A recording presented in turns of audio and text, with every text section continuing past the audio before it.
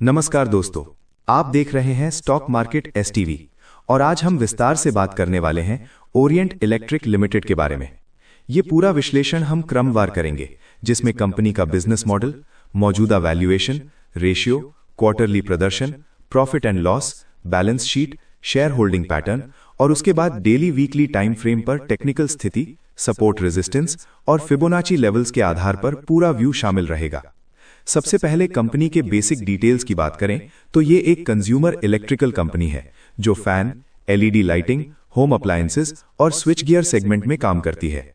Company का मौजूदा share price लगभग 174.12 रुपए के आसपास ट्रेड कर रहा है। 52 वीक हाई लगभग 248.90 रुपए और 52 वीक लो लगभग 155.35 रुपए के आसपास रहा है।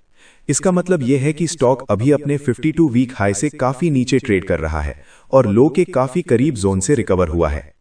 कंपनी का मार्केट कैप लगभग 3,715 करोड़ रुपए के आसपास है। पीई रेशियो लगभग 40.2 के आसपास है, जो इंडस्ट्री एवरेज की तुलना में थोड़ा प्रीमियम वैल्यूएशन दर्शाता है। इसका मतलब यह है कि निवेशक इस कंपनी के ग्रोथ की उम्मीद में ज्यादा कीमत देने को तैयार हैं। बुक वैल्यू लगभग 33.2 रुपए प्रति शेयर है, जबकि शेयर 170 रुपए से ऊपर ट्रेड कर रहा है, यानी प्राइस टू बुक लगभग 5 गुना के आसपास बैठता है। यह भी बताता है कि स्टॉक वैल्यूएशन के हिसाब से सस्ता नहीं है। अब रिटर्न रेशियो की बात करें तो आरओसीई लगभग 17.9% के आसपास है और आरओई लगभग 12.5% के आसपास है।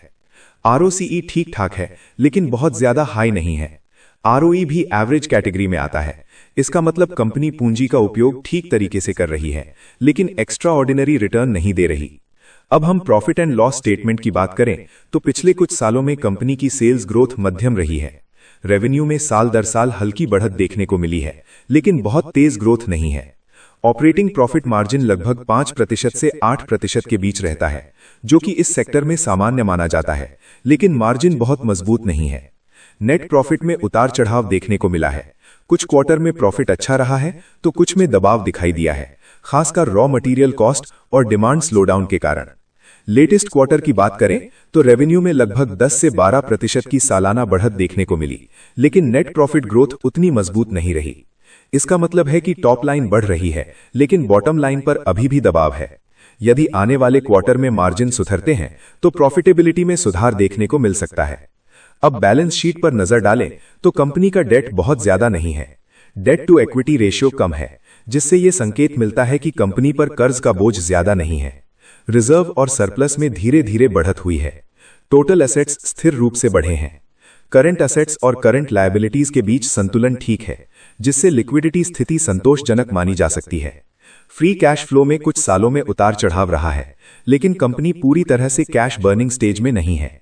अब शेयर होल्डिंग पैटर्न की बात करें तो प्रमोटर होल्डिंग लगभग 38.30% के आसपास है। एफआईआईज की हिस्सेदारी लगभग 3.60% के आसपास ही है। डीआईआईज की हिस्सेदारी लगभग 31.9% के आसपास है। पब्लिक होल्डिंग लगभग 26.12% के आसपास है। प्रमोटर होल्डिंग स्थिर है, लेकिन बहुत ज्यादा हाई नहीं है। डीआईआई की मजबूत हिस्सेदारी ये संकेत देती है कि संस्थागत भरोसा बना हुआ है। अब फंडामेंटल कंडीशन का निष्कर्ष निकालें तो कंपनी एक स्थिर ब्रांड है, कर्ज कम है, बिजनेस मॉडल मजबूत है, लेकिन ग्रोथ बहुत आक्रामक नहीं है। वैल्यूएशन महंगा है क्योंकि पीई लगभग 40 है, इसलिए यह स्टॉक ग्रोथ स्टोरी पर ट्रेड कर रहा है, वैल्यू प्ले के रूप में नहीं। अब टेक्निकल एनालिसिस की तरफ बढ़ते हैं। सबसे पहले डेली टाइम फ्रेम की बात करें तो स्टॉक 155 रुपए के लो से रिकवर होकर 170 रुपए से ऊपर आया है। डेली चार्ट पर स्टॉक ने शॉर्ट टर्म में हायर हाइज और हायर लोज बनाना शुरू किया है। 50 डे मूविंग एवरेज के ऊपर ट्रेड कर रहा है और 200 डे मूविंग एवरेज के पास या थोड़ा ऊपर है, जो एक पॉजिटिव संकेत है।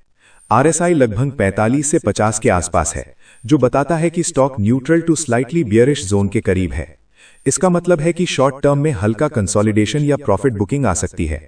डेली चार्ट पर महत्वपूर्ण सपोर्ट लगभग 170 से 172 रुपए के बीच है। इसके नीचे अगला मजबूत सपोर्ट 160 रुपए के आसपास है। रेजिस्टेंस की बात करें तो 178 से 182 रुपए का जोन पहला रेजिस्टेंस है। इसके ऊपर क्लोजिंग मिलने पर 200 रुपए तक का अपसाइड मूव देखने को मिल सकता है। अब वीकली टाइम फ्रेम देखें तो स्टॉक अभी भी अपने 52 वीक हाई 255 रुपए से काफी नीचे है, जो बताता है कि लॉन्ग टर्म में अभी रिकवरी फेज चल रहा है। वीकली चार्ट पर 155 से 160 रुपए का जोन मजबूत बेस बना चुका है। वीकली सपोर्ट 160 रुपए के आसपास और मेजर सपोर्ट 150 रुपए के नीचे है। वीकली रेजिस्टेंस 200 रुपए और उसके बाद 220 रुपए के आसपास है। जब तक स्टॉक 200 रुपए के ऊपर सस्टेन नहीं करता, तब तक लॉन्ग टर्म ट्रेंड पूरी तरह से बुलिश नहीं माना जाएगा।